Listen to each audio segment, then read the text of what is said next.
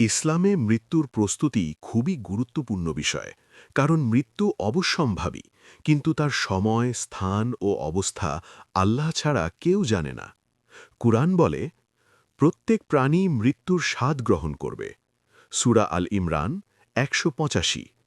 রাসূলুল্লাহ সাল্লাল্লাহু আলাইহি ওয়াসাল্লাম বলেছেন, অধিক পরিমাণে মৃত্যুকে স্মরণ করো, যা সকল আনন্দভোগের ধ্বংসকারী। তিরমিজি, ইবনে মাজাহ, সহিহ।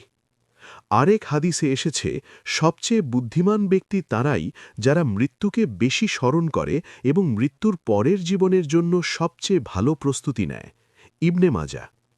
ইসলাম অনুসারে মৃত্যুর জন্য প্রস্তুতির মূল বিষয়সমূহ: ১. ঈমানকে বিশুদ্ধ ও মজবুত করা। তাওহীদ, আল্লাহর একত্ববাদ পূর্ণরূপে বিশ্বাস করা। শিরিক, বিদআত থেকে দূরে থাকা।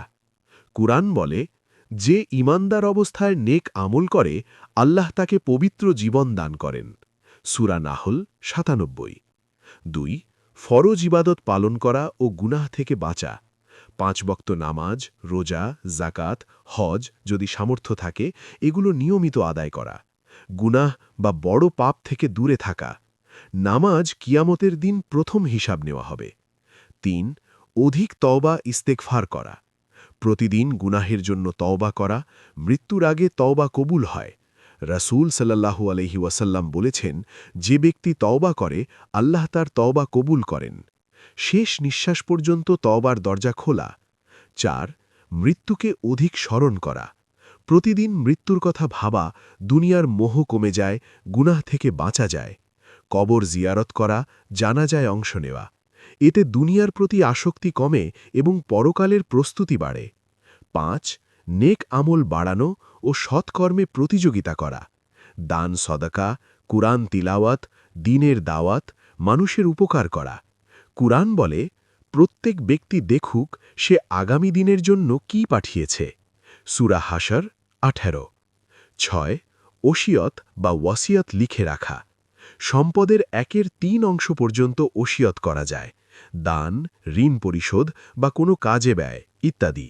রাসূল সাল্লাল্লাহু আলাইহি ওয়াসাল্লাম বলেছেন, কোনো মুসলিমের জন্য জায়েজ নয় যে তার কাছে কিছু সম্পদ থাকা সত্ত্বেও ২ রাত অতিবাহিত করবে ওসিয়ত না লিখে। বুখারী। ৭. মানুষের হক আদায় করা।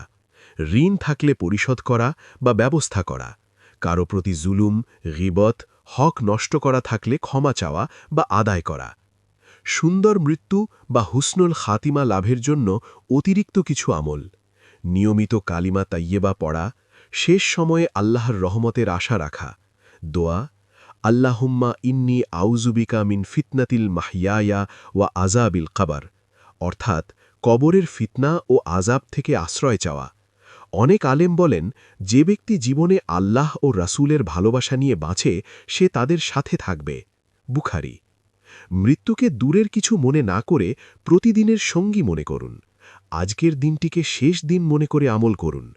আল্লাহ আমাদের সকলকে হুসনুল খাতিমা দান করুন এবং কবরের আযাব থেকে হেফাজত করুন। আমিন। সওয়াবের নিয়তে পৌঁছে দিন সবার কাছে।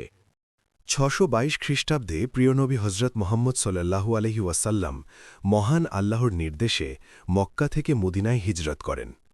প্রায় ৪৫০ কিলোমিটারের এই দুর্গম পথ তিনি এবং হজরত আবু বকর রাদিয়াল্লাহু আনহু উটের পিঠে চড়ে এবং বেশ কিছু পথ পায়ে হেঁটে পাড়ি দিয়েছিলেন।